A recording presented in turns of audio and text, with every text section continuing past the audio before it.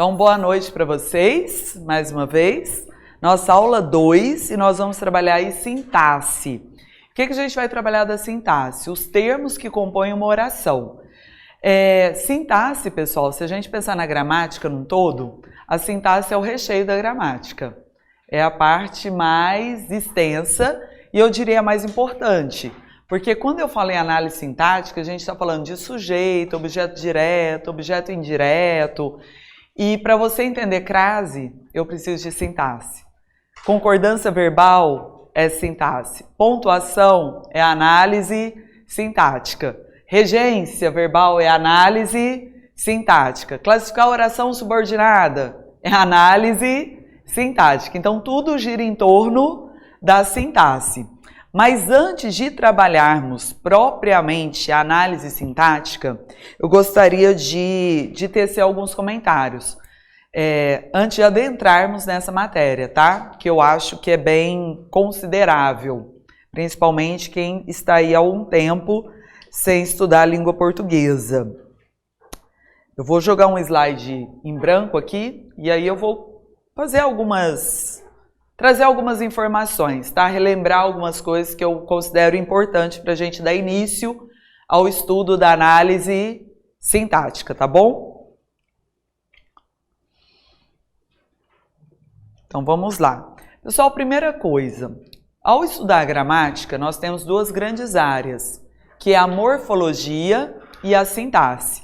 Então, num primeiro momento, eu queria que ficasse claro a diferença entre a morfologia e a sintaxe, tá? Morfologia é o estudo das classes gramaticais. Então, vamos aqui relembrar brevemente quais são as classes gramaticais. Então, morfologia é o estudo das classes gramaticais. Vamos fazer tipo um jogo. Eu vou te dar o conceito e você me dá o nome dessa classe gramatical. Só para te dar uma pista, professora, classe gramatical, nem sei do que você está falando. Você vai me falar, a palavra é um verbo? A palavra é um artigo? Isso seriam exemplos de classes gramaticais. Ao todo, nós temos aí 10 classes gramaticais. Então, vou começar. Tudo que dá nome aos seres. Substantivo. Peraí.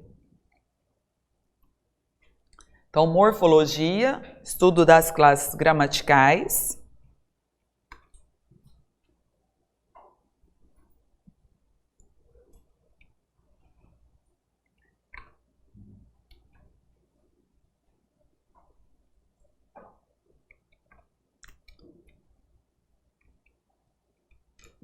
Você não está escrevendo a minha caneta. Aí, agora vai. Então, número 1, tudo que dá nome aos seres, de uma forma geral, é o substantivo. Dúvida que meus alunos costumam ter. Quando a gente fala carro, parede, teto, lápis, ninguém tem dúvida que isso é substantivo. Mas uma dúvida comum é, por exemplo, dúvida, né? Como eu acabei de falar. Dúvida é um substantivo que deriva do verbo duvidar. Então, de repente, eu tenho lá, porque isso o acontecimento, mas não é o verbo acontecer? Então, se lembre que nós temos substantivos derivados de verbos. Eu costumo, para você ter a diferença, eu costumo falar que verbo é ação. E o substantivo é o produto da ação. Então, abraçar é uma ação. E qual é o produto da ação? É o abraço, que daí é o que seria o substantivo. E tudo é contexto. Tudo é contexto. Se eu falo, eu abraço meu filho todos os dias. O que é o abraço nessa frase? É um verbo. O abraço foi gostoso. Aí já é substantivo, tá? Para não ter essa dúvida. Então, substantivo, tudo que dá nome aos seres, aquilo que qualifica, caracteriza. Adjetivo. São 10 as classes gramaticais. Eu vou listar de forma breve as 10 classes gramaticais, só para você se lembrar do que se trata a análise morfológica. Que vem, geralmente, precede substantivo. Precede, vem antes de substantivo, definindo ou indefinindo. São os artigos. E aí eu tenho o a como artigos definidos, uma, uns como artigos indefinidos. Vou colocar artigo. Quarta classe gramatical. Indica alguma ideia, alguma circunstância. Pode ser uma ideia de tempo, de modo, de causa. Advérbio. Exemplo. Ontem fui à casa de minha irmã. O ontem traz uma ideia de tempo. Então eu classificaria como advérbio de tempo. Na fazenda, o ar é mais puro. Na fazenda traz ideia de quê? De lugar. Então seria um advérbio de lugar. Então advérbio é isso que traz uma ideia, tá? Tempo, modo, lugar. Recordando que é advérbio de forma breve. Que eu quero falar das classes gramaticais num todo. Breve mesmo, tá?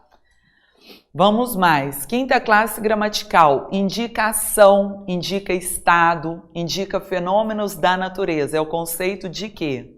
Verbo. Você se liga principalmente quando eu falo em ação, né? Mas verbo não somente é ação. Pode ser um estado ou fenômeno da natureza. Teríamos aí um verbo. Vem para substituir um nome ou acompanhar um nome. Eu vou te dar exemplos. Meu, seu, eu, tu, ele, nós. Pronomes. E em outro momento nós vamos estudar pronome de uma forma específica, tá? Porque não existe prova de língua portuguesa sem cobrar pronome. Pronome é básico do básico do básico. Mas você se lembra, né? Eu, tu, ele, nós, vós, eles, os pronomes pessoais. O meu, o seu são pronomes o quê? Possessivos, que dá a ideia de posse. Alguém me ouviu. Alguém é indefinido. Eu usei o alguém, o tudo, nada para indefinir, pronome indefinido. Mas, posteriormente, a gente fala melhor sobre pronome. Sétima e oitava classe gramatical são os conectores da língua portuguesa.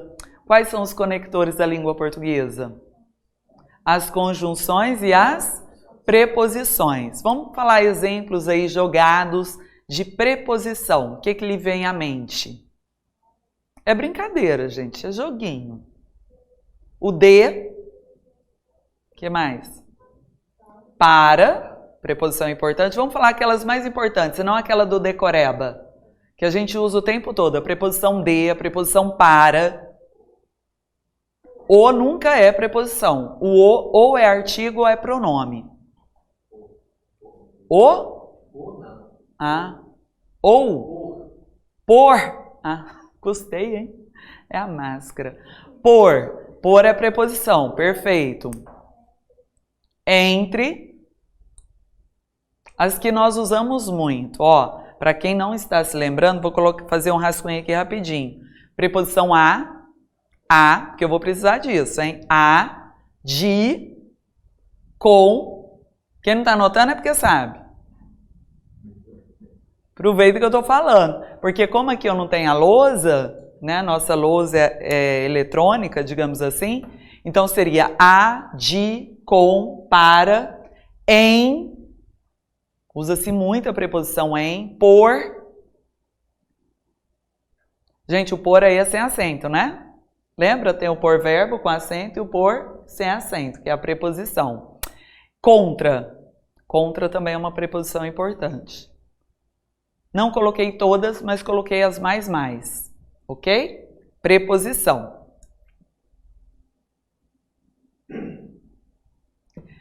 Temos os termos que ligam às orações. Esses aí a gente vai ter que estudar de uma forma bem específica. Não existe prova. São duas questões que eu já sei da sua prova.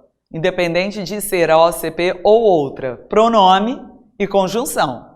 Isso aí vai cair. Não tem prova de português que não é cobrado um desses dois itens, tá? Então, conjunção. Mas, porém, contudo, todavia, portanto, no entanto, embora. Só alguns exemplos aí de conjunções. Mas vamos ter uma aula sobre, também específica. É uma expressão que indica espanto, surpresa, que vem sempre com exclamação. Nossa! Oba! Interjeição, essa não cai. Essa é mais simples, né? Interjeição.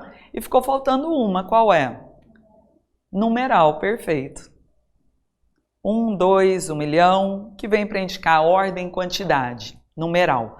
Dessas 10 classes que eu destaquei para vocês, as mais importantes, pensando na banca AOCP, tá? Verbo, tempos e modos verbais, pronomes, como eu já chamei a atenção, preposição, conjunção. Advérbio também imprescindível. Eli, já destaque todas. Artigo, adjetivo, substantivo. Só não vou marcar interjeição e numeral. Mas olha só, perceba que eu circulei algumas, né? Essas aí o tempo todo. Fundamentais. Artigo, adjetivo e substantivo, o que você precisa saber? Identificar no texto. Identificar no texto que tal palavra é substantivo. Vítima é um substantivo. Bonito, amarelo, são adjetivos. E os artigos? O, a, os, as, uma. Em geral, o artigo precede qual classe gramatical? Substantivo, tá? É o basicão. Então, isso aqui, quando você fala, tal palavra é um pronome, você fez uma análise o quê? Morfológica. Você classificou a palavra. Você trouxe a sua classe gramatical. Então, entendemos, revisamos o que a morfologia trabalha. É isso. Agora vamos falar da sintaxe, que é a nossa aula de hoje. Quando eu falo em análise sintática, nós vamos trabalhar a função de cada termo da oração. Então, a gente vai trabalhar o sujeito, o predicativo, os complementos do verbo, que tem nomes específicos, que é a minha aula de hoje, tá? Agora, fazendo só um breve paralelo. Se eu coloco assim, ó, crianças são difíceis.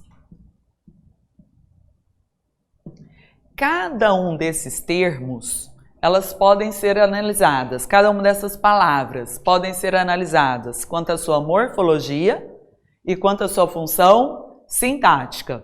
Vamos começar com a análise morfológica, que é o que vocês possuem menos dificuldade, é o que mais se lembra do ensino fundamental, do ensino médio. Crianças, classe gramatical, substantivo. São é um verbo. Tal verbo se encontra em qual tempo? Presente, pretérito, futuro?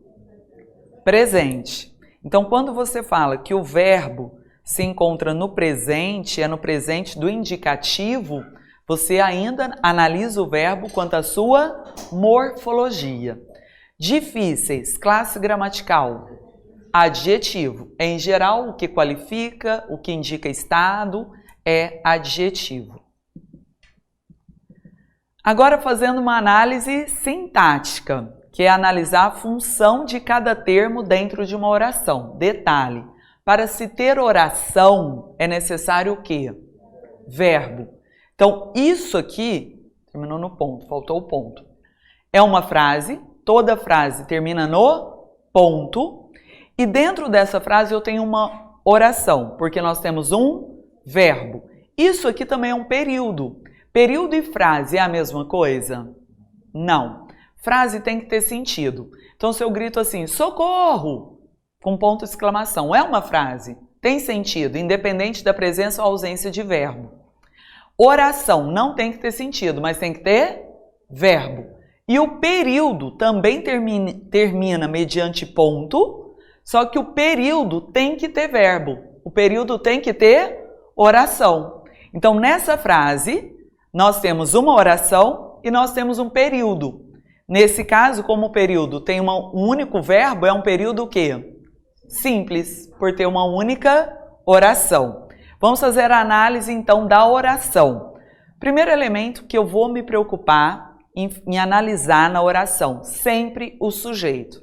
Professora, mas na questão está me perguntando sobre o verbo. Se é verbo de ligação, se é verbo intransitivo. Você não perde tempo por localizar primeiro o sujeito. Você não perde tempo, mas pode deixar de errar uma questão, tá? Então é uma dica. Crianças são difíceis. Quem é difícil? As crianças. Então, crianças exercem a função sintática de sujeito. Esse verbo veio para ligar o sujeito à característica. Esse verbo que vem para ligar o sujeito à sua característica, nós chamamos de verbo de ligação. Então, falar que o verbo é de ligação, isso é análise sintática. E difíceis é a característica atribuída ao sujeito. Essa característica atribuída ao sujeito, característica essa que vem após um verbo de ligação, quem sabe fala? Predicativo do sujeito. Então, o que é um predicativo? Predicativo é uma característica. Quando eu falo que é do sujeito, é uma característica atribuída ao sujeito. Enfim, o que eu quero nesse primeiro momento te mostrar? Quando eu falo que difíceis é um adjetivo, você me deu a classe gramatical, análise morfológica. Quando eu falo que difíceis exerce a função de predicativo do sujeito, você me deu a função sintática. Dúvida muito comum. A banca afirma, uma das alternativas, letra A, vem afirmando em cima de um trecho. Difíceis exerce função de predicativo do sujeito. Aí o candidato pensa, não, está errado. Difíceis é adjetivo. Eu tenho certeza que difíceis é adjetivo. Mas qual foi o pecado que o candidato comete? Analisou uma coisa. Tudo bem, é um adjetivo. Mas quando você pensou em adjetivo, você pensou na análise morfológica. Quando a banca afirmou que é predicativo do sujeito, ela estava te pedindo análise sintática. Então, a maioria das palavras são analisadas morfologicamente e sintaticamente. Perceba que eu falei a maioria? Então, não são todas as palavras que são analisadas quanto à morfologia e quanto à sintaxe. Daquelas 10 classes gramaticais, quais delas não exercem função sintática? Interjeição. Então, que bom! Não vai ter função sintática. É apenas uma interjeição. E os conectores. Numeral exerce uma função sintática, tá? A gente vai falar sobre, não na aula de hoje, que não dá tempo, mas exerce. Preposição e conjunções. Então, se é uma conjunção, eu classifico. Interjeição, conjunção e preposição. São as 3 classes gramaticais que não exercem função sintática. Então, quando eu falo, tal palavra é uma conjunção, e eu ainda falo, é uma conjunção adversativa, por exemplo, isso é análise morfológica. Eu classifiquei a conjunção, análise morfológica. Então, essas palavras não exercerão nenhuma função sintática. Tudo bem? Então, a princípio, era isso que eu precisava para daí dar início ao estudo da análise sintática. Alguém quer me perguntar algo? Alguma pergunta aí prévia? Mas, ao menos, entenderam a diferença do objeto de estudo? Né? Morfologia e sintaxe. Estamos começando, então, a sintaxe.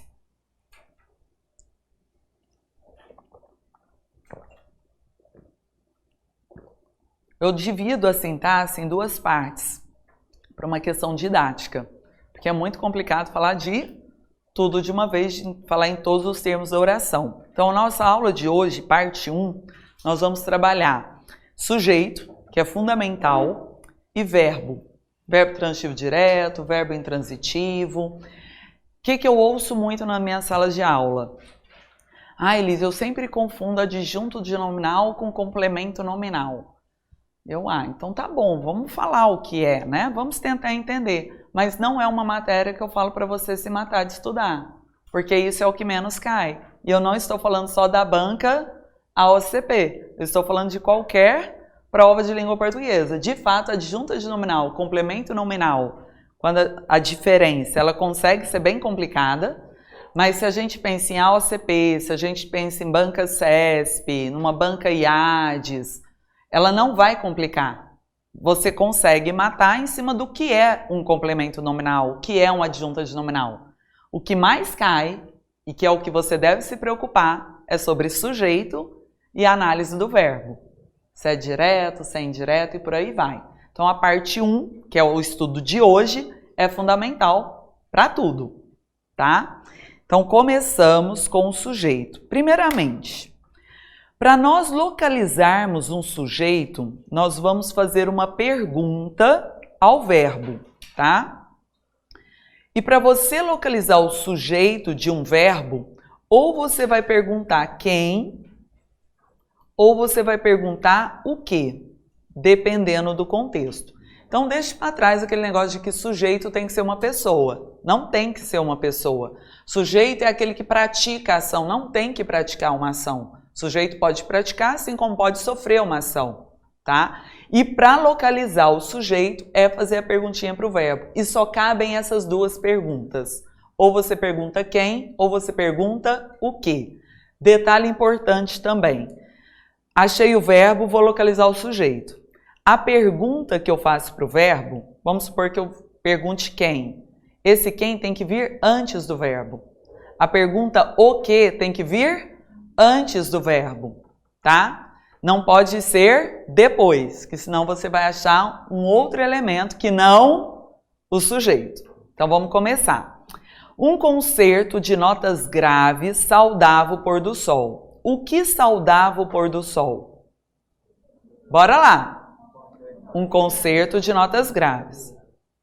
Então a primeira coisa, eu achei o verbo e fiz a pergunta dentro do contexto. O que saudava o pôr do sol? Um concerto de notas graves. Localizei o sujeito. Qual é o núcleo do sujeito? Concerto. Aí, no decorrer da nossa aula, eu vou tecer várias observações, tá? Quando eu falo de sujeito, para nós otimizarmos o tempo, eu já vou falar paralelamente em uma matéria que se chama concordância verbal. Por quê? Concordância verbal, o que é isso? O verbo concorda com o sujeito. Falando de regra geral. Então eu vou tecer várias observações que vão aí muito além da sua folhinha, tá? Então quem for anotar, quem tem o hábito da anotação, já seria interessante pegar uma folha e não misturar tudo. Tipo assim, a gente está na frase 1. Suponhamos que você reescreveu a frase 1 para o caderno. Não é interessante você anotar tudo ali do lado da frase 1.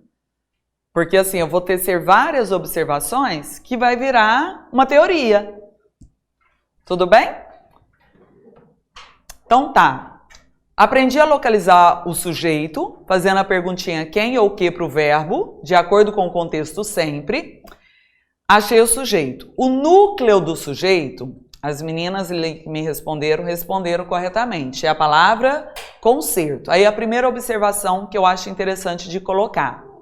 Se vocês quiserem colocar número 1, né? E aí a gente vai bonitinho. 1, 2, 3, 4. São todas as observações importantes. Então, a primeira observação é, número 1, o núcleo do sujeito é representado por uma única palavra. O núcleo do sujeito é representado por uma única palavra. Abre parênteses.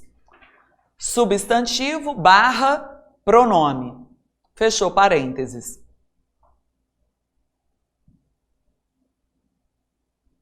Então, quando se fala em núcleo do sujeito, o núcleo só pode ser representado por uma palavra. Essa palavra, ou será um substantivo ou será um pronome.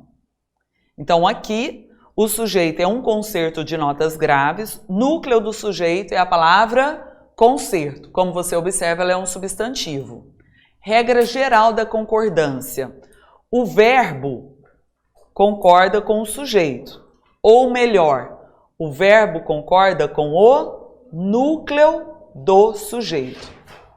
Como aqui nós temos um único núcleo, nós falamos que o sujeito é determinado simples. Como o núcleo do sujeito está no singular, o verbo fica no singular. Pergunta clássica de prova, tecendo a matéria concordância verbal. O verbo saudável está no singular para concordar com o sujeito concerto, certo ou errado? De novo. Saudável está no singular para concordar com o sujeito concerto. Certo ou errado? Errado. Aí são as pegadinhas. Para concordar com o núcleo do sujeito concerto. Concerto não é sujeito. Qual é o sujeito? Um concerto de notas graves. Se ele falar para você, saudável está no singular para concordar com o núcleo do sujeito, um concerto. Certo ou errado? Errado, porque um concerto não é núcleo, é apenas concerto. Aí você me fala, Elis, fala sério, fala para a banca. Imagine que vocês estão percorrendo o caminho, e de fato estão, né? Para chegar ao cargo que vocês almejam, a vaga, vocês estão percorrendo um caminho. Eu estou aqui para facilitar o seu caminho. Uma forma que eu facilito, eu já te mostro as armadilhas. Ó, ali tem buraco, ali ele camufla, ali ele usa folha, para você não cair lá, senão você cai mesmo, tá? Então, é detalhe? É, mas é pegadinha que a banca formula. Alguma dúvida até então? Frase 2. Permaneceram na dúvida os candidatos e o público. Aí eu elaboro a pergunta. Quem permaneceu na dúvida? Observe o meu modelo de como localizar o sujeito. O grande desafio na prova é você conseguir elaborar a pergunta para o verbo e aí localizar o sujeito. Então, mais uma vez, quem permaneceu na dúvida? Responda. Os candidatos e o público. Tá aí o meu sujeito. Quais são os núcleos? Candidatos e a palavra público. Então, aqui nós temos 2 núcleos. Se você tem 2 núcleos, o sujeito é classificado como um sujeito composto. Então, o sujeito composto é quando o seu sujeito tem 2 ou mais núcleos. E agora nós vamos à segunda observação.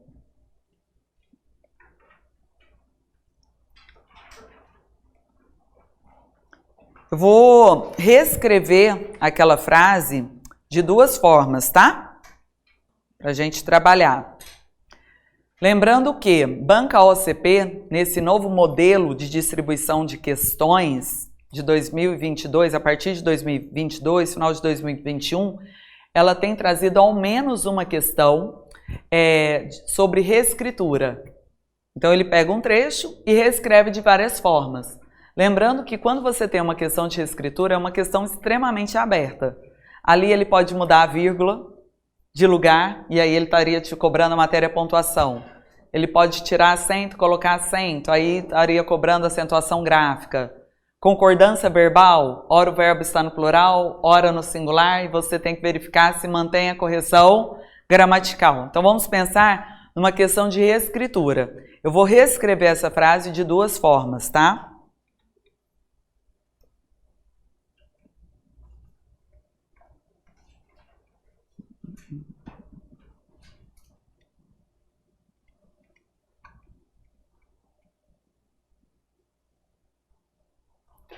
Vou fazer diferente aqui, ó. Acho que vai ficar legal.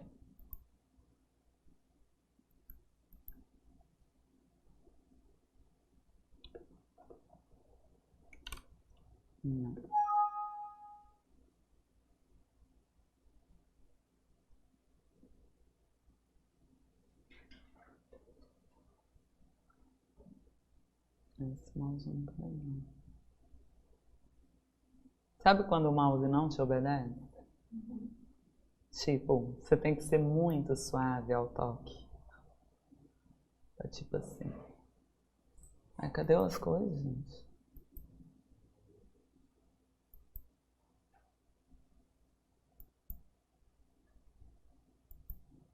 Assim vai ficar melhor.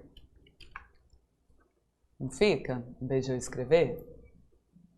Vou reescrever Só que em vez de ser no canetão, que eu não sou muito boa, vou colocar assim.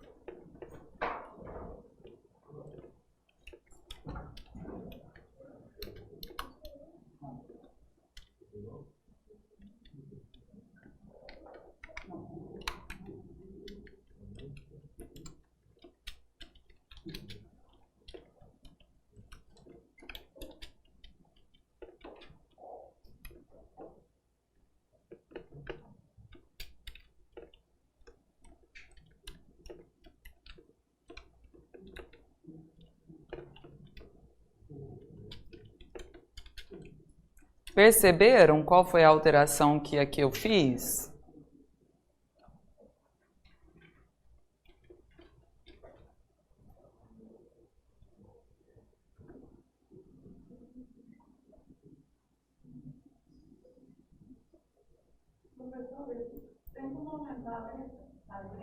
Não, é porque eu tenho que minorizar para escrever, entendeu? Eu tive que sair para poder escrever, mas está aí para vocês. Aí agora eu rabisco. Então fiz duas escrituras e depois eu volto na frase original. A gente vai escrever a segunda observação da aula de hoje, mas antes eu já quero te mostrar no exemplo e depois eu anoto junto com vocês. Pode ser? Então vamos lá.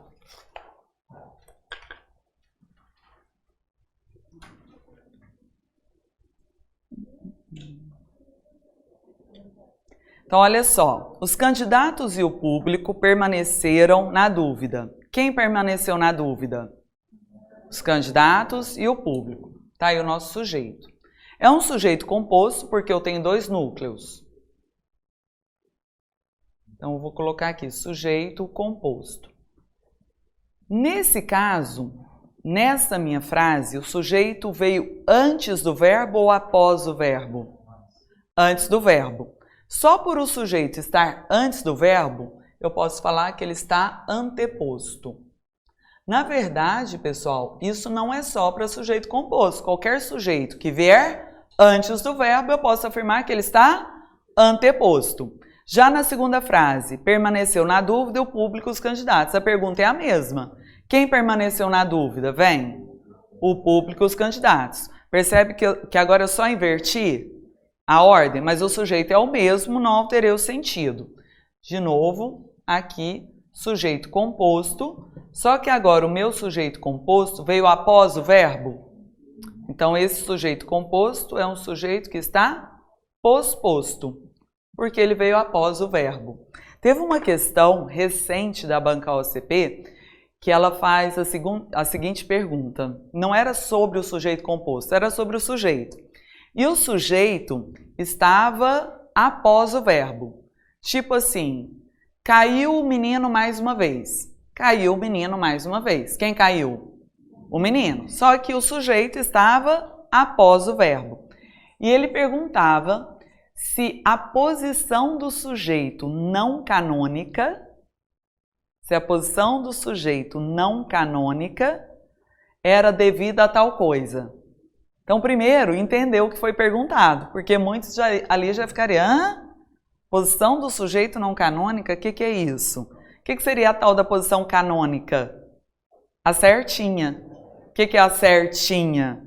Né? Primeiro o sujeito, o verbo, aí vem o resto. Falando de uma forma bem simples, né? Sujeito, verbo e o resto. Então, quando eu coloco o sujeito após o verbo, estaria numa posição que não é a ordem direta, que a banca, para inventar, falou não canônica. Aí eu entendi o que é a posição do sujeito não canônica, e aí você verificaria se produziu tal efeito de sentido. Ok? Então aqui colocamos o anteposto e o posposto. O que eu quero te chamar a atenção, que é o que a gente vai anotar? Quando o sujeito composto vier antes do verbo, por regra, esse verbo fica no plural. Meu V, pontinho, doravante, sempre abreviatura de verbo. PL é o plural, tá? Já, perceba agora o meu segundo exemplo. O sujeito composto está posposto ao verbo? É, gente? Quando o sujeito composto, e agora eu estou falando somente de sujeito composto. Sujeito composto, o plural sempre é correto. Se o sujeito é composto, o plural é correto, independente se ele vem antes ou depois. Agora, detalhe, se o sujeito composto vier posposto ao verbo, você também tem uma outra possibilidade de concordância, que é o quê? De o verbo concordar com o sujeito mais próximo, com o núcleo do sujeito mais próximo. É a outra possibilidade de concordância. Então, vou colocar sujeito composto, posposto, ou ele fica no plural, ou o verbo concorda com o sujeito mais próximo. Quando eu falo sujeito mais próximo, é o núcleo do sujeito mais próximo. Então, pense. Sujeito composto, o plural sempre é correto, independente da posição. E eu posso concordar com o sujeito mais próximo somente se ele vier posposto ao verbo. Então, analisando a minha primeira frase que eu estou chamando são essas duas que eu reescrevi, tá?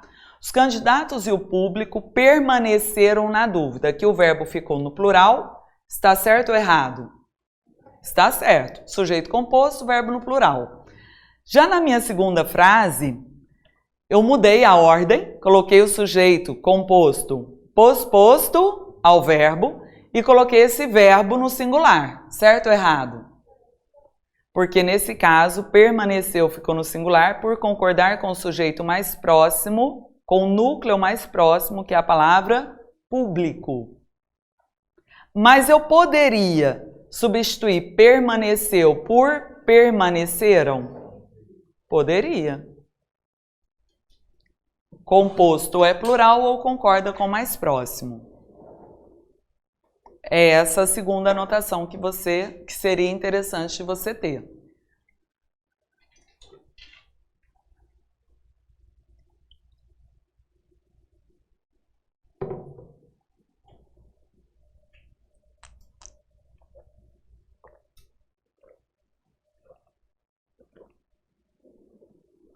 E aí?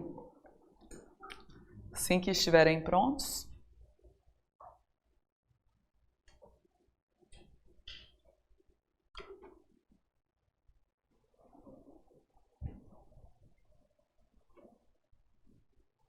Nem tá ventilando?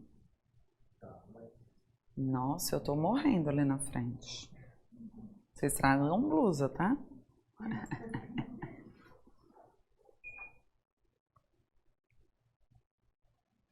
Sei.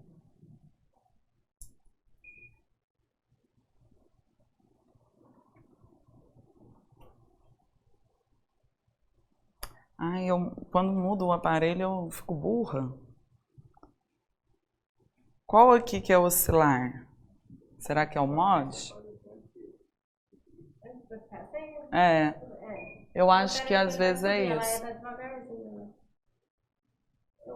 Devagarzinho você tá com dó de... Você tá com calor? E é muito.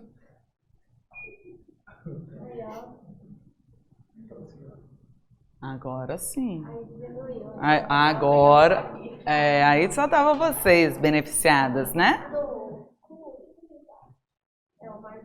Nem preciso me explicar, qualquer coisa eu vou aí.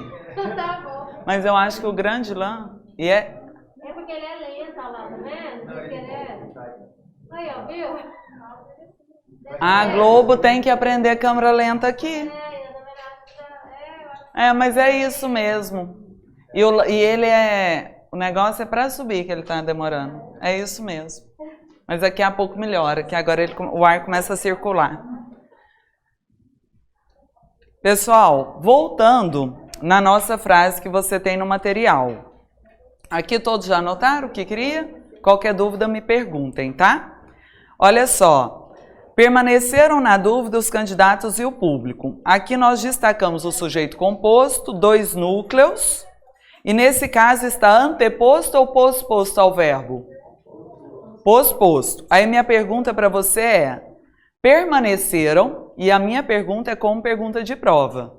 Permaneceram poderia ser substituído por permaneceu? Certo ou errado? Errado. Exatamente, porque o núcleo mais próximo está no plural. Aí o pessoal estuda errado, porque o pessoal estuda assim, ó. Lá na gramática, toda gramática ou apostila vai ter plural e singular. Aí o que a pessoa estuda? Ah, sujeito composto, posposto, então, entendi. Ou fica no plural ou no singular. E não é essa a regra. Ou fica no plural ou concorda com o mais próximo. Como aqui no caso o mais próximo está no plural, só cabe plural. Então você tem que analisar. Chegamos ao terceiro tipo de sujeito, chamado de sujeito implícito, também chamado de sujeito oculto. Olha só, neste período, nós temos quantas orações?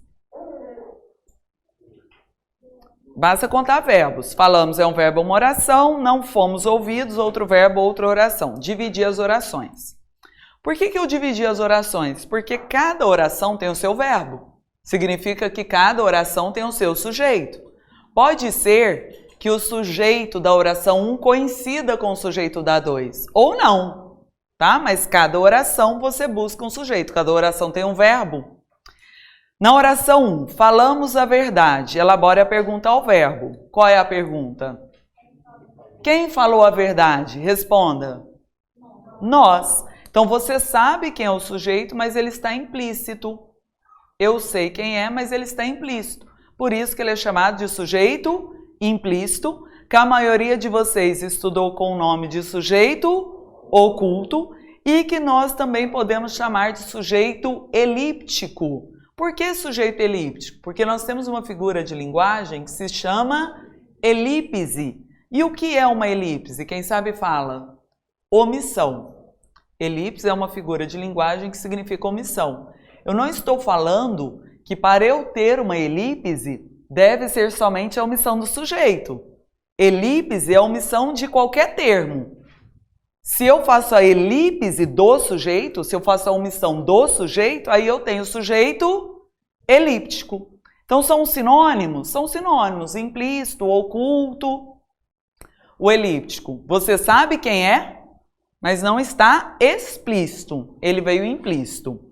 Na oração 2, mesma coisa, não fomos ouvidos. Quem não foi ouvido? Nós. Novamente, o sujeito aqui está implícito, é o sujeito nós. De novo, tem o sujeito oculto. Então eu posso afirmar que tanto na forma verbal falamos, quanto na forma verbal fomos ouvidos, o sujeito é elíptico. O sujeito é oculto. Ele existe? Ele só está oculto, escondido na oração. Quarto tipo de sujeito, sujeito indeterminado. Meu exemplo, sempre falaram mal do nosso país. Quem sempre falou mal do nosso país? Eles quem? Não, você não sabe me falar com exatidão quem. Você não sabe determinar quem. Esse é o sujeito indeterminado. Cuidado com quem responde eles, tá? Olha só a diferença. Se eu tenho a frase, eles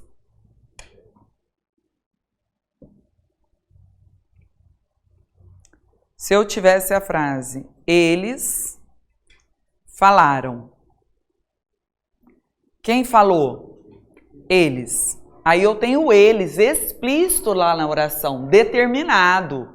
Aí o eles você colocaria que é um sujeito determinado o quê? Simples, porque é um núcleo só. Mas aqui sempre falaram mal do nosso país. Ah, Elis, mas falaram. O verbo está conjugado na terceira pessoa do plural. Está conjugado no eles, né? Mas eu não tenho eles ali escrito. Então você não pode falar que foram eles, porque quando eu te pergunto ele, né, não está ali. Então, eu não sei determinar quem é o sujeito. Esse é o sujeito indeterminado. Ele existe? Ele existe. Alguém falou mal do nosso país.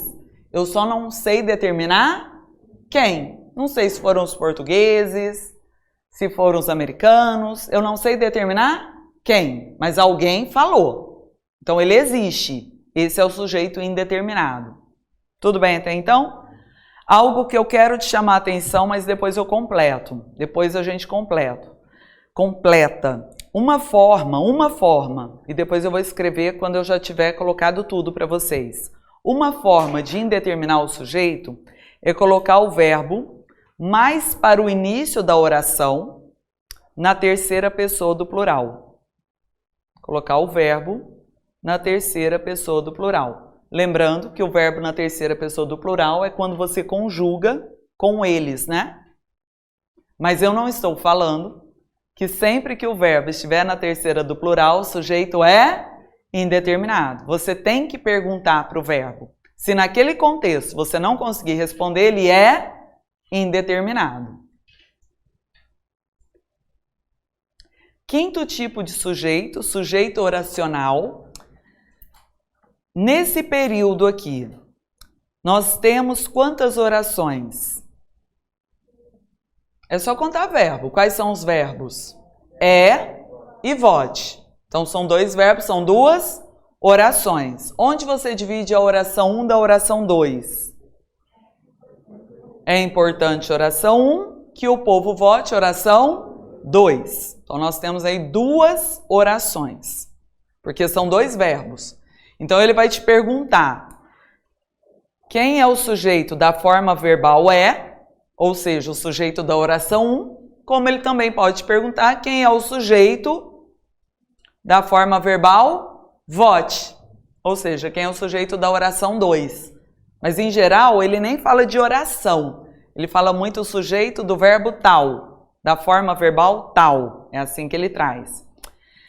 Vamos primeiramente, então eu vou chamar essa daqui de oração 1 e essa aqui eu vou chamar de oração 2. Primeiramente, vamos localizar o sujeito do verbo vote. Quem vai votar? O povo. Tá bem fácil. O povo é o sujeito simples da forma verbal vote. Tranquilo? Vou apagar porque não é isso que eu quero.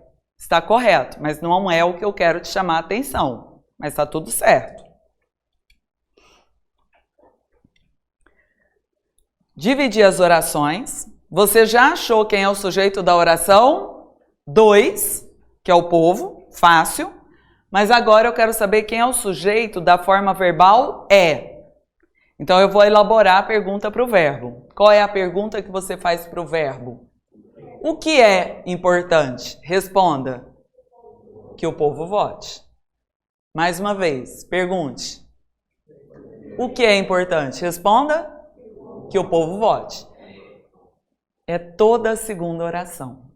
O sujeito da forma verbal é, foi toda uma oração. Isso pode? Normal.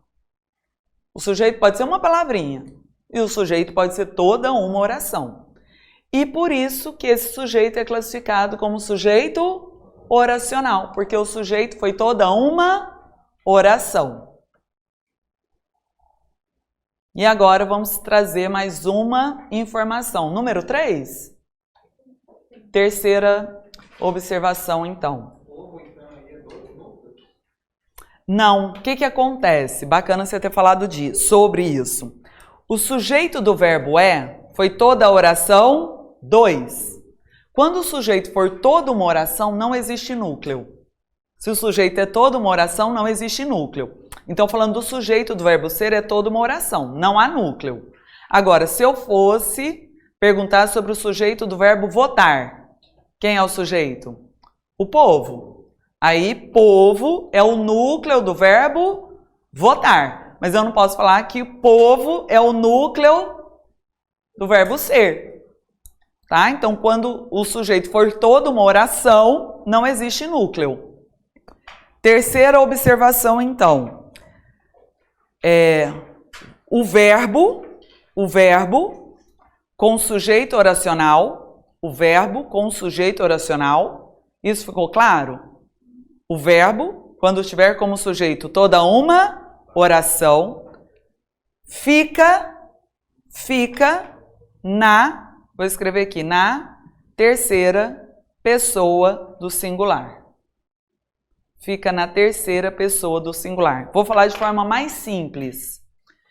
Se o verbo tiver como sujeito toda uma oração, ele fica no singular. É regra. Então, se ele te perguntar, se ele faz uma pergunta assim, ó, o do é importante está no singular para concordar com o povo. Tá errado. Então, sempre que ele te perguntar o porquê que o verbo está no singular, porquê que o verbo está no plural, você primeiro vai buscar o sujeito, porque quem manda no verbo é o sujeito. Então, para saber por que o verbo está no plural, no singular, busca sujeito. O sujeito é toda uma oração. É por isso que ele está no singular. E não porque concordou com uma determinada palavra. Questão de prova. Poderia ser importante que as pessoas votem. É importante que as pessoas votem. Perfeito. Você colocou toda a segunda oração no plural e percebe que o fica inflexível. Terceira pessoa do singular, pessoal, para você pensar, é o ele. Então, quando eu falo que o verbo tem que ficar na terceira pessoa do singular, você pensa, ele é. Está na terceira pessoa do singular. Alguma dúvida até então? Ô, povo gênio. Nossa. Chegamos ao último tipo de sujeito, que é o sujeito inexistente. Sujeito inexistente é quando não há sujeito, não existe sujeito na oração. Por isso também falamos que a oração é uma oração sem sujeito. E quando é que o sujeito não vai existir? Quando o verbo for um verbo impessoal. Aí a gente tem que saber de cor quais são os 4 verbos impessoais. Isso tem que decorar. Não dá para ir para a prova sem decorar esses verbos. Importante. Então, quais são os verbos impessoais? Haver. Aí vamos abrir parênteses. O haver é impessoal no sentido de existir, no sentido de ocorrer, acontecer e quando indicar tempo. Então, você não pode levar para a prova assim, o verbo haver sempre é impessoal. Não é sempre. É apenas quando empregado nesses sentidos.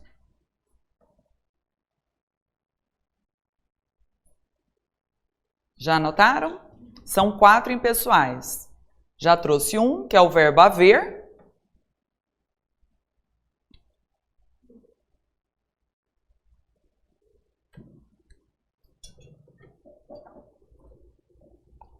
Segundo verbo impessoal agora. O verbo fazer.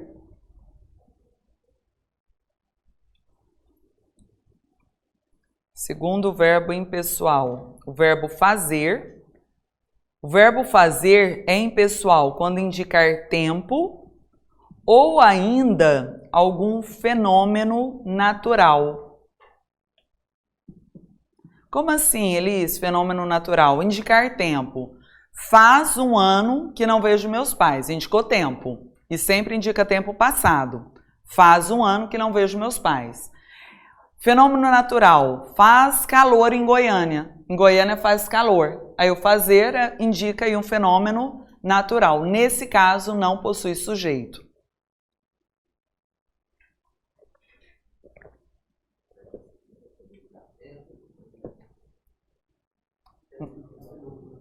Fenômeno natural. Aí você entendeu, né? Faz frio, faz calor. É o verbo fazer indicando fenômeno natural. Terceiro verbo impessoal. O verbo ser. Quando indicar número qualquer número, daqui a pouco eu falo melhor, qualquer número. É 1 hora? São 50 centímetros? Indicou número, o verbo ser é impessoal. O que isso significa mesmo? Quando eu falo que um verbo é impessoal, significa o quê? Que ele não tem sujeito. Perfeito. Ou ainda quando ele também indicar fenômeno natural. É frio. Né? Faz frio? É frio? É o verbo ser indicando fenômeno natural, assim como o verbo fazer. Quarto e último verbo impessoal, na verdade, não é um verbo, né? Seriam quaisquer verbos que indicam fenômenos da natureza. Como assim, fenômenos da natureza? Chover, nevar, trovejar. Verbos que indicam fenômenos da natureza são impessoais e, como tal, não possuem sujeito.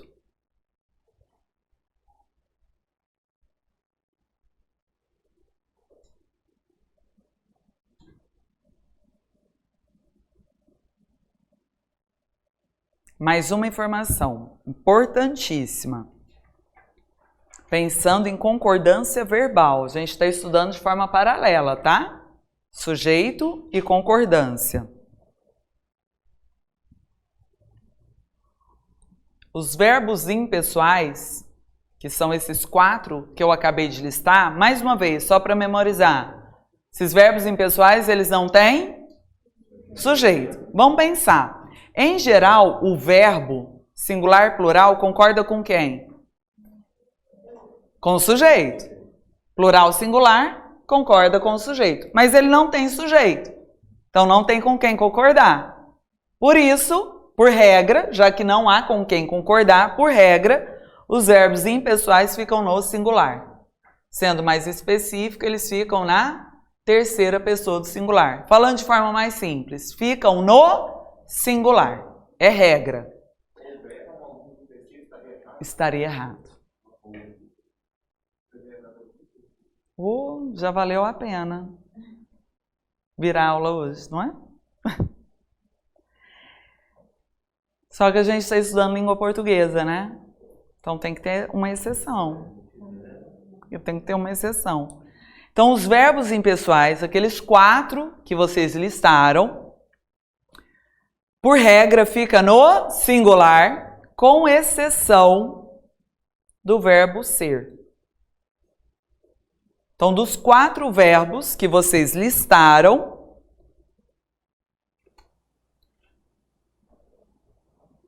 todos ficam no singular por regra, com exceção do verbo ser. O verbo ser, ele é impessoal quando indica número? É ou não é? O verbo ser é um impessoal que vai concordar com o número. Ele não possui sujeito, ele é um verbo impessoal, mas é o único impessoal que não tem que ficar no singular. Ele vai concordar com o número. É 1 hora da tarde. É uma. Concordei com uma. São 2 horas da tarde. São porque eu concordei com 2. E agora eu vou analisar os meus exemplos com vocês.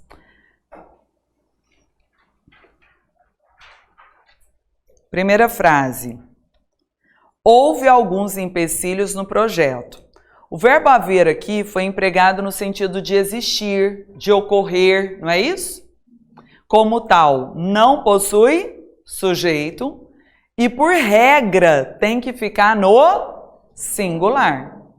Aí dá muita vontade, como você colocou, de colocar houveram alguns empecilhos. Ah, professora, mas e se eu fizer a pergunta? O que houve, né? Se eu coloco a pergunta, o que houve?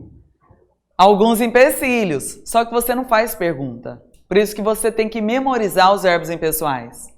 Quando você tiver algum desses 4 verbos nesses sentidos, você não elabora a pergunta. Você já tem que olhar o sentido. Ah, é verbo impessoal, não tem sujeito e por regra fica no singular. Então você não faz pergunta. Agora, detalhe, vocês vão anotar aí. Alguns empecilhos não é sujeito, confere. Porque ele vai te perguntar, alguns empecilhos exercem função de sujeito. Aí você marca, errado. Sim ou não? Mas o que que é? Porque eu falei que as palavras exercem alguma função sintática. Por uma particularidade, o verbo haver não tem sujeito. Então você pode escrever isso, isso é regra. O verbo haver não tem sujeito. Então o que que é isso que eu pensaria que é o sujeito? Faz a função de objeto direto. Daqui a pouco eu explico melhor o que é objeto direto, mas pode colocar. Objeto, pessoal, que complementa verbo. Ele complementa o verbo, mas não faz papel de sujeito. Frase 2. Faz 10 anos. Verbo fazer aí indicou tempo. Por esse motivo, esse verbo não tem sujeito e, por regra, fica no singular. Mas a língua coça para concordar com o numeral. Coça. Fazem 10 anos. E aí a banca vai escrever isso para você. Poderia substituir faz por fazem, a fim de concordar com o numeral 10. Nossa, aí sim. Não, tá errado. É uma regra, é impessoal. Então, faz 2 anos, faz 5 meses e não fazem. Tente utilizar isso no dia a dia. Tente praticar. Porque só para deixar para usar na prova fica complicado. São 30 quilômetros. O verbo ser aí indicou número, não tem sujeito, é um verbo impessoal, só que o verbo ser concorda com o numeral. É uma exceção à regra. Choveu muito na capital. Choveu, fenômeno da natureza, não tem sujeito, como tal fica no singular. Detalhe. Vamos colocar. Olha só.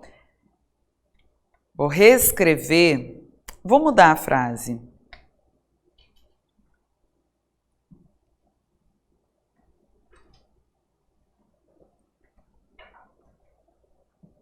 Vou colocar 2 frases aqui, tá?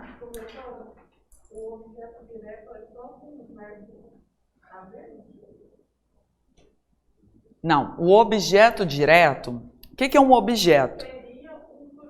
É aquilo que é.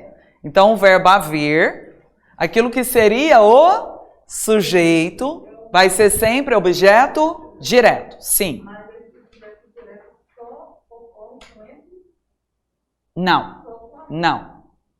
Não, o inverso não é verdadeiro. Aí eu vou falar bem sobre objeto direto. Ainda hoje. 2 frases aqui. Vamos colocar mais uma observação aí.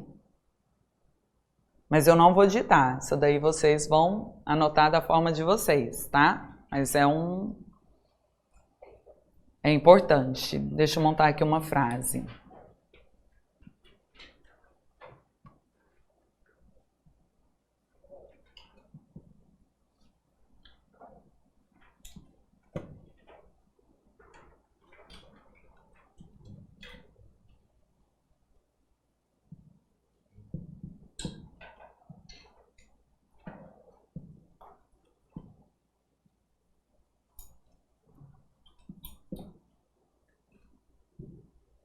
Então vamos trabalhar isso aí. Primeira frase. Houve incidentes. Aí você já percebeu que o haver está no sentido de existir, como tal não tem sujeito. Vou esperar todo mundo terminar, porque eu quero atenção total.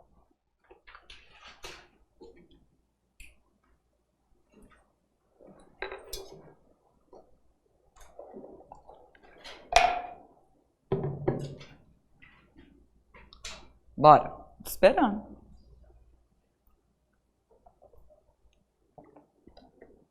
Então aqui, houve incidentes. O verbo haver, no sentido de existir, não tem sujeito.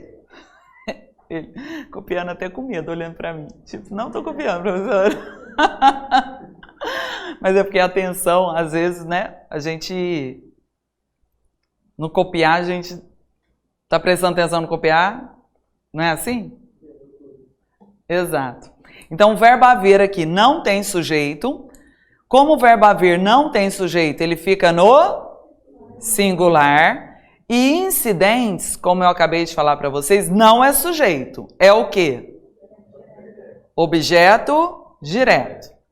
É sempre assim? É. Agora eu peguei e reescrevi a frase 1. Só que ao reescrever eu substituí o verbo haver pelo verbo existir. O sentido se equivale? Sim. E observe que agora eu coloquei o verbo existir no plural. O verbo existir é um verbo impessoal? Não. Impessoal é o verbo haver, no sentido de existir. O existir é um verbo como outro qualquer. Se ele não é impessoal, você chega para o verbo e elabora a pergunta. Qual é a pergunta? O que existiu? Responda. Incidentes. Então, incidentes agora virou o quê? Sujeito. E regra geral. O verbo concorda com o sujeito. O sujeito aqui vem no plural, por isso o verbo existir fica no plural. Essa é pergunta clássica de prova também. Que a pessoa até decora que o verbo haver sempre no singular. Aí ele pensa que o existir também. Não. O existir é um verbo como outro qualquer, assim como se eu tivesse colocado ocorrer. O que ocorreu? Incidentes. Então fica incidentes ocorreram. Então se ele pedir para substituir o haver pelo existir, pelo acontecer, não estou falando que vai ficar no plural. Você vai lá, coloca e pergunta quem é o sujeito. E o verbo concorda com o sujeito. Não podemos errar esse tipo de questão. Bem comum em prova. Acredito numa questão dessa para vocês. Super acredito. Dúvidas até então? Então a gente finaliza sujeito, né? Aliás, finalizamos sujeito. Com isso, vamos trabalhar alguns exercícios. Professora, deixa eu perguntar, quando é que é uma oração ativa e outra passiva? Tá, vou te responder. Eu quero descartar.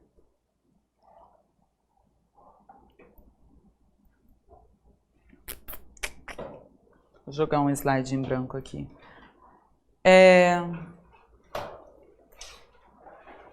Por exemplo, aqui, ó, vou pegar só essa frase aqui. O diretor pediu aos pais compreensão. Quem pediu? O diretor. O diretor é o sujeito?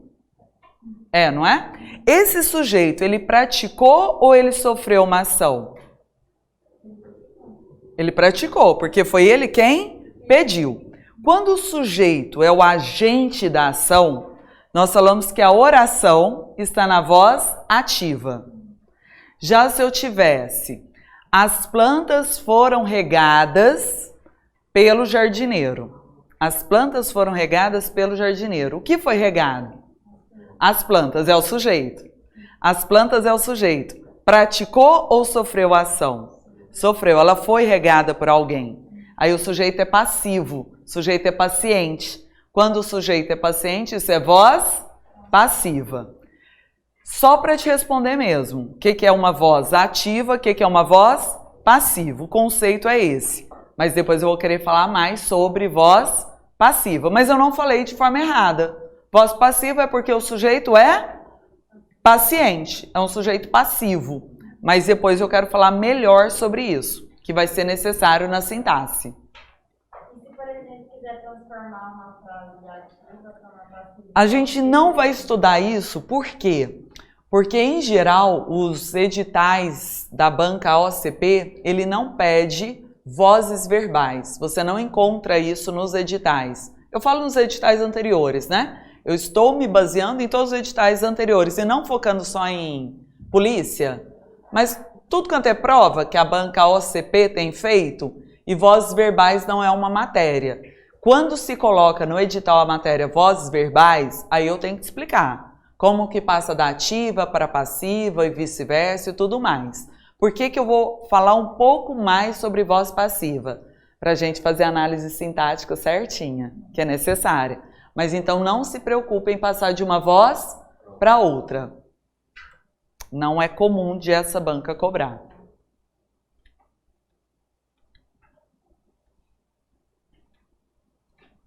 Vamos trabalhar algumas questões. Deixa eu só localizar, já vou falando para vocês. A gente já pode começar com a questão de número 8.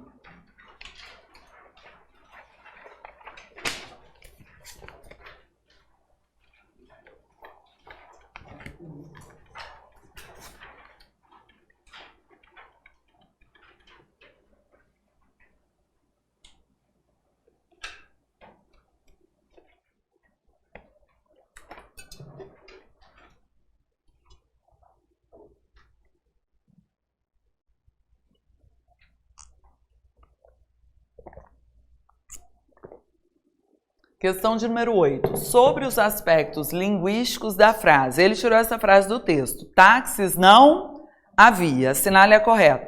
Percebe que ele pergunta sobre se o sujeito é composto, por que que ele está no singular. Então já vamos analisar juntos essa frase. Qual é o verbo? Havia. O verbo haver aqui está no sentido de existir? Táxi não existia. O verbo haver no sentido de existir é um verbo que?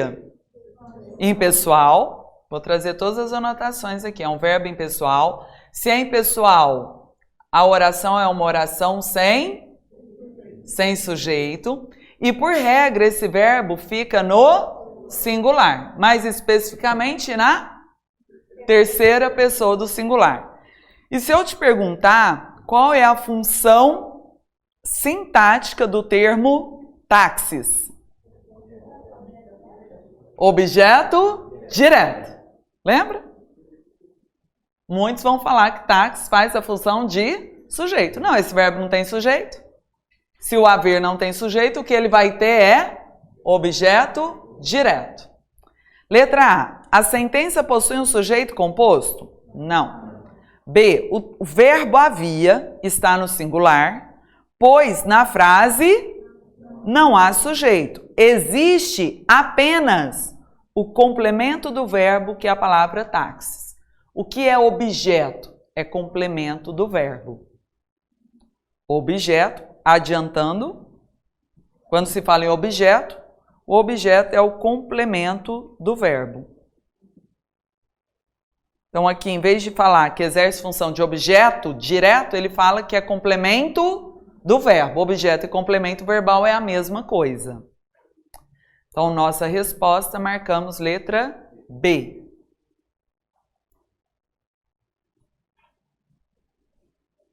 Olha a letra C.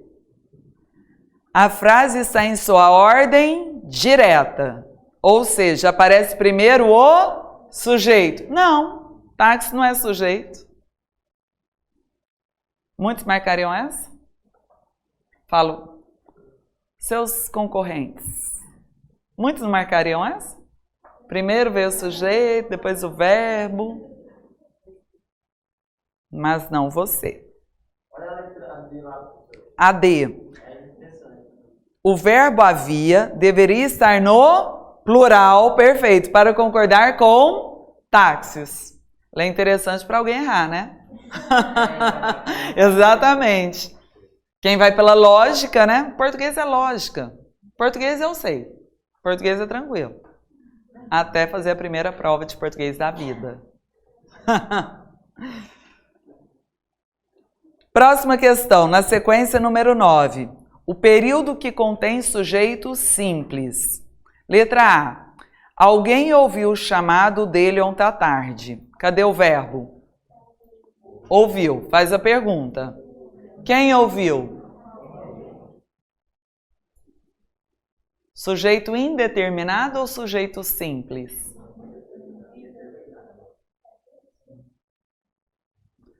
Bom demais fazer exercício, para vocês não caírem nas armadilhas. O que acontece, pessoal? Vamos devagarzinho, vou bem devagarzinho. Se eu fosse classificar, se eu fosse colocar análise morfológica, alguém, ninguém, tudo, nada, são pronomes indefinidos. Alguém veio aqui, não quis definir quem, é um pronome indefinido. Isso é análise morfológica. Análise sintática. Eu venho e pergunto para o verbo. Quem ouviu o chamado? Responda. O sujeito foi determinado aqui na oração? Não está escrito? Quase estou colocando purpurina. Está aqui, ó, brilhando. Tá ou não está? Então, ele está determinado na oração. Sujeito determinado. Foi colocado aqui, está determinado. E não é um núcleo só? Sujeito determinado, simples. O que é o indeterminado? Eu pergunto e não tem resposta. Vieram aqui te procurar, professora. Vieram aqui te procurar. Quem? Sei não. Vieram aqui hoje. Indeterminado. E outra coisa que eu falei, uma das estruturas de ter sujeito indeterminado é verbo na terceira pessoa do plural. E o verbo aí está no singular. E eu perguntei e a resposta veio na oração. Mas qual que foi a dúvida que a banca te leva? Alguém é um sujeito, é um pronome indefinido, aí te leva a pensar que o sujeito é indeterminado. É pega. Perguntei para o verbo, o sujeito está aqui? Respondeu? Então ele foi determinado. É um núcleo só? E eu falei para vocês que um núcleo ou é um pronome ou é um substantivo. O núcleo foi um pronome. E não interessa que o pronome é indefinido. Então, o sujeito simples está na letra A. Letra A é o nosso gabarito. Agora, vamos analisar as demais alternativas. Letra B. Desviaram muitos recursos para a pavimentação nas estradas. Faz a pergunta ao verbo. Quem desviou? Eles quem? Sujeito indeterminado. Desviaram recursos. Você não vai saber quem, gente? Nunca. Não é não? Vocês prestaram atenção na frase? Desviaram muitos recursos para a pavimentação da estrada. Quem desviou? Nem se recuperar a KGB lá e pôr o Putin lá, não vai descobrir. Aqui no Brasil não descobre, não. Então, o sujeito aqui é um sujeito, o quê? Fala. Aqui é indeterminado. Você fez a pergunta para o verbo e a resposta não está aí. E detalhe, o verbo está no início na oração, na terceira pessoa do plural. Na estrutura de indeterminado? Então, na B, o sujeito está indeterminado. Eu não sei determinar quem desviou os recursos. Letra C. Faz muito frio em Petrópolis. Verbo. Que é um verbo impessoal. Os verbos impessoais não tem? Então, eu vou colocar aqui que o sujeito é inexistente. É o verbo fazer, indicando um fenômeno natural. Havia pouca gente no enterro do soldado. Verbo haver está no sentido de existir. Esse verbo é impessoal, o sujeito é inexistente. Número 9, nosso gabarito, letra A.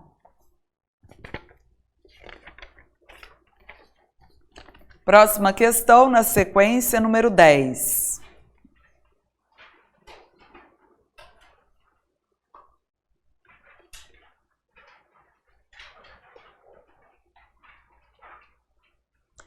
Em consideração à sintaxe da oração, a oração é nasce-se com sangue. Pode-se afirmar que o sujeito é vocês. Tá fácil.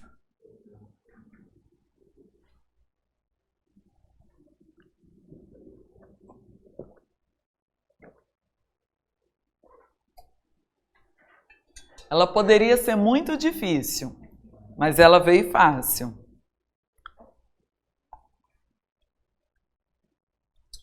Como assim, né? Poderia ter vindo muito difícil, mas veio fácil. Dá para fazer por eliminação, por isso que eu falo que ela veio fácil. Se não desse para fazer por eliminação, se as alternativas fossem outras, aí sim seria uma questão difícil. Olha as alternativas. Elíptico, oculto, indeterminado, subentendido. Elíptico é o mesmo que oculto, que é o mesmo que subentendido. Então, A, B e D de dado é tudo a mesma coisa. Então, por lógica, tem que ser a letra C. Mas vamos entender o porquê que é C. Mas não é? Entenderam por que é fácil? Porque a gente fez por eliminação. Mas se outras fossem as alternativas, ela poderia ser difícil. Vamos então entender o porquê que o sujeito é indeterminado. Uma forma de indeterminar o sujeito é o verbo mais para o início da oração, na terceira pessoa do plural. Falaram, comentaram, balbuciaram, terceira pessoa do plural. Uma outra forma de se ter o sujeito indeterminado é quando você tem um verbo no singular acompanhado do pronome se.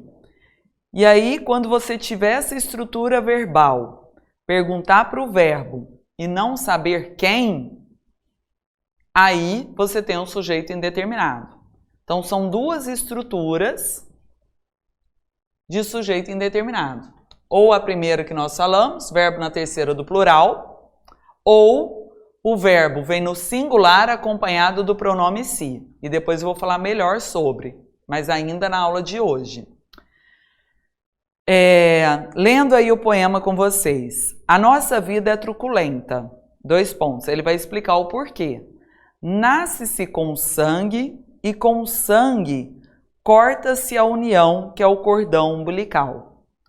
Nasce-se com sangue. Olha só, eu tenho um verbo acompanhado do pronome se. E esse verbo acompanhado do se está no singular. E elabore a pergunta: quem é que nasce com sangue? Alguém. E no caso a gente entende pelo contexto que é qualquer pessoa, né? É qualquer pessoa. Sou eu, é você, é ela, é qualquer pessoa. Então o que foi feito? Indeterminou o sujeito, nasce com sangue. Ou seja, qualquer pessoa, que não foi determinado quem? Se é o João, se é o ser humano, ele não determinou. Então o sujeito é indeterminado, só que veio com essa outra estrutura. Então são apenas essas duas estruturas para você pensar em sujeito indeterminado. Sobre essa estrutura a gente ainda vai falar mais. Mas até aí tudo bem? Sim. Nesse contexto ele é verbo intransitivo. Então, a nossa vida é truculenta. Por quê? Nasce com sangue, né? Nasce. Com sangue seria o modo como se nasce. E só para já matar a tua curiosidade, que eu já sei, o verbo, que eu vou comentar melhor, mas só para já antecipar para você. O verbo ligado ao si, para ter um sujeito indeterminado, esse verbo só não pode ser VTD. Então ele pode ser verbo transitivo indireto, verbo intransitivo ou verbo de ligação. Para ele ser indeterminado, esse verbo ligado ao si só não pode ser VTD. No caso, ele foi VI, verbo intransitivo.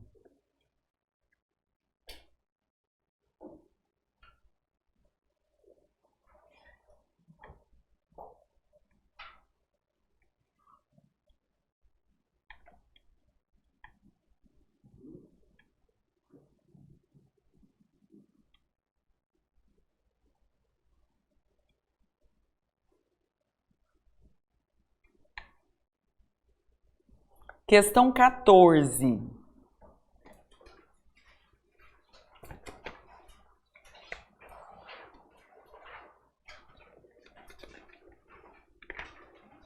Vou te dar um tempinho, tá? 1 minuto para vocês.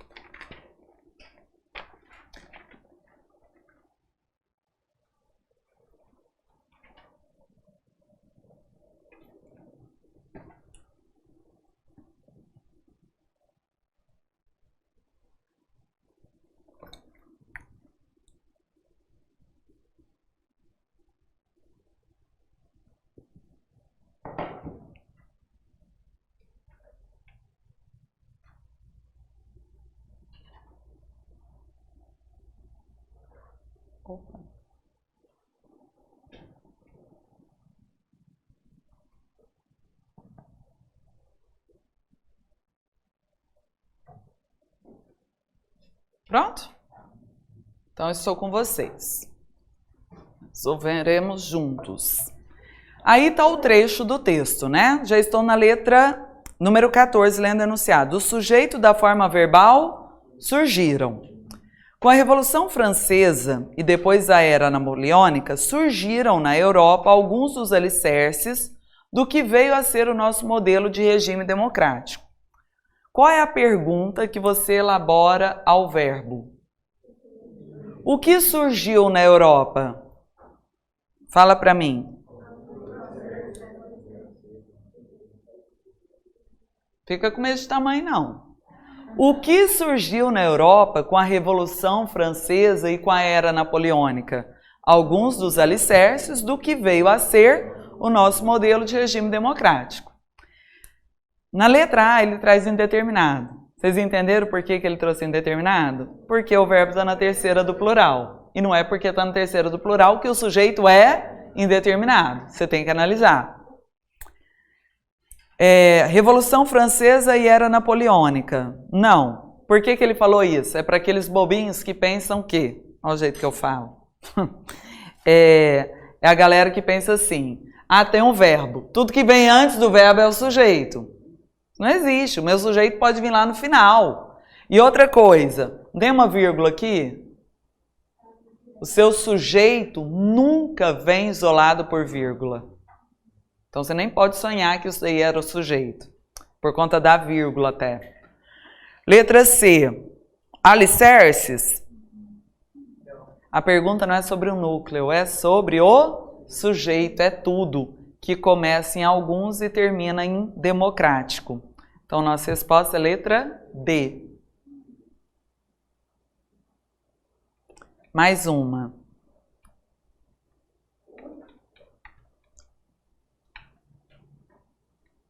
Número 19, 1 minuto para vocês. E aí eu termino nosso primeiro tempo de aula, segundo tempo a gente já trabalha verbo quanto à regência, tá? Última questão sobre sujeito.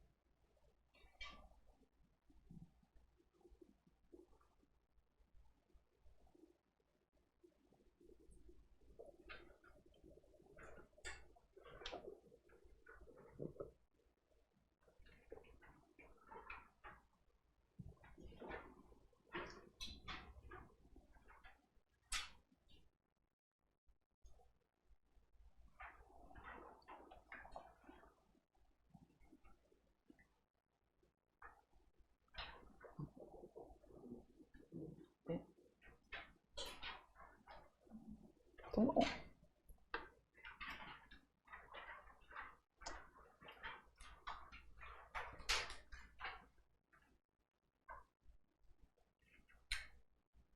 Pronto, gente?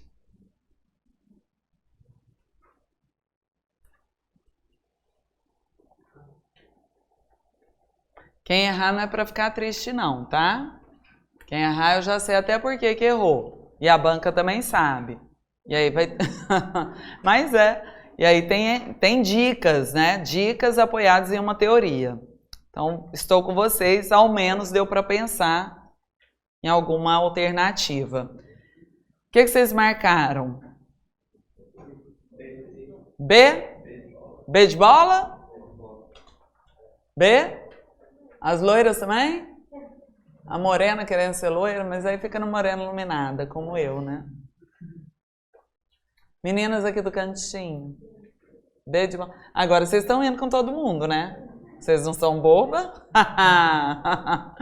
Gente, parabéns! Nossa, parabéns, porque a maioria marca C.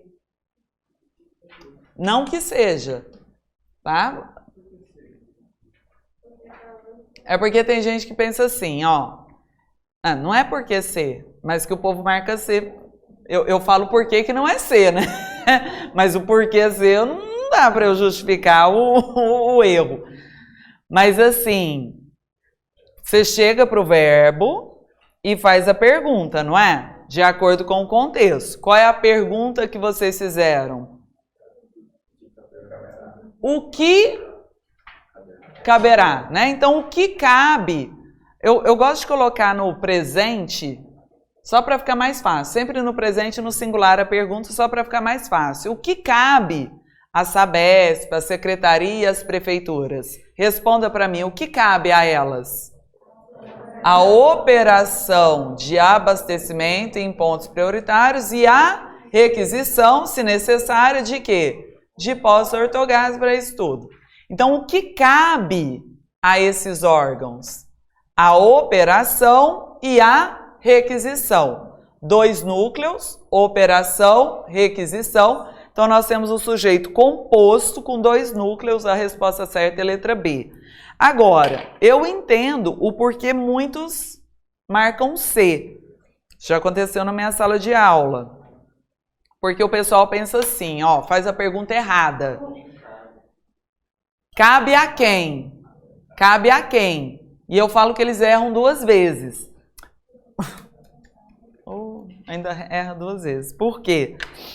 Primeiro que a pergunta está errada. A pergunta é sempre o que ou quem. Quando você fala cabe a quem, você já mudou a pergunta. Não pode ser a que, a quem, do que. A pergunta ou é quem ou é o que. Outra coisa, a pergunta não pode vir após o verbo. A pergunta tem que vir antes do verbo. Então, errou uma vez porque não soube perguntar. Outro erro, que daí já é uma dica que é legal de você ter. Foi o caso de vocês, que a maioria de vocês acertou. Mas, tipo assim, quando pensou que esses elementos aqui fossem sujeitos, é saber que sujeito não vem precedido de preposição, né? Porque a crase, o que é a crase? É preposição a mais artigo a. Então, se eu tenho aqui uma crase, significa que eu tenho aqui uma preposição. Então, Sabesp, secretaria, prefeitura não pode ser sujeito, porque sujeito não vem precedido de preposição. A oração está na ordem direta ou indireta? Indireta, porque começou com o verbo, depois o complemento do verbo. Vamos colocar na ordem direta? Como seria? A operação de tananã e a requisição de tananã caberá a tal e a tal. E aí, quando você coloca na ordem direta, fica até mais fácil de interpretar, de visualizar. Pergunta minha para vocês. Prestem atenção, em cima de um conhecimento que nós adquirimos nessa aula em relação à concordância verbal. Eu poderia substituir o verbo caberá por caberão? Muito rápido. Cuidado com essa rapidez. Primeiro, o que eu fiz foi passar do singular para o plural. Caberá estava no futuro, caberão, a ativo é sempre futuro. Então, o que eu mudei foi singular e plural. Para saber se o verbo fica no singular e se pode ficar no plural, quem manda no verbo? É o sujeito. Quem é o sujeito? A operação e a requisição, 2 núcleos. Sujeito o quê? Composto. Que veio posposto. Quando o sujeito composto vier posposto ao verbo, ou concorda com o núcleo mais próximo, que foi o que aconteceu, concordou com a requisição, ou fica no plural. Lembrando que o plural, independente de posição, é sempre correto no que tange a sujeito composto. Então, poderia. Não é lindo?